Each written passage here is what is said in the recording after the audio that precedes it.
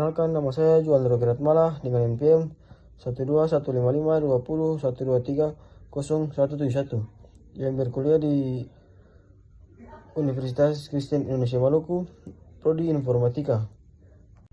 Di sini saya akan menerangkan tentang materi tugas kalkulus, yaitu menghitung limit fungsi. Yang pertama adalah konsep limit fungsi.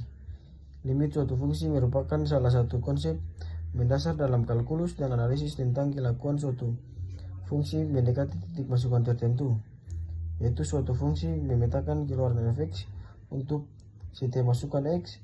Fungsi tersebut memiliki limit L pada titik masukan P bila f(x) dekat pada L ketika x dekat pada P. Dengan kata lain, f(x) menjadi semakin dekat pada L ketika x juga mendekat menuju P. Lebih jauh lagi bila diterapkan pada tiap masukan yang cukup dekat pada P. Hasilnya adalah keluaran yang secara sembarangan dekat dengan L bila masukan yang dekat pada P ternyata dipetakan pada keluaran yang sangat berbeda. Fungsi f dikatakan tidak memiliki limit. Dan yang kedua adalah teori limit, yaitu konsep limit digunakan untuk membangun konsep-konsep kalkulus dan analisis, misalnya konsep kontinuitas, diferensial, integral, aproksimasi, sifat konvergen, menentukan kualitas terukur bentuk-bentuk geometri dari dalam menjelaskan kelakuan fungsi. Notasi limit fungsi yaitu diinterpretasikan secara intuitif sebagai berikut. Jika x mendekati c tetapi tidak sama dengan c, maka fx mendekati f atau fx mendekati L.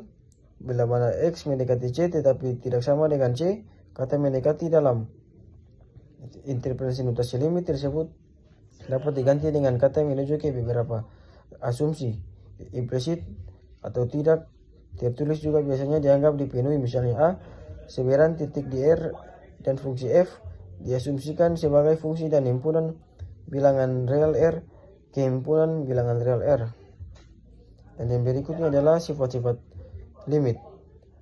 Dengan teorema limit, pusat diperoleh 8 sifat limit fungsi. Misalnya, N adalah bilangan bulat positif f dan G adalah fungsi yang mempunyai limit di titik A. Dan E adalah konstanta sebagai berikut, yaitu adalah sebagai berikut. Dan yang lanjut yaitu adalah limit sepihak.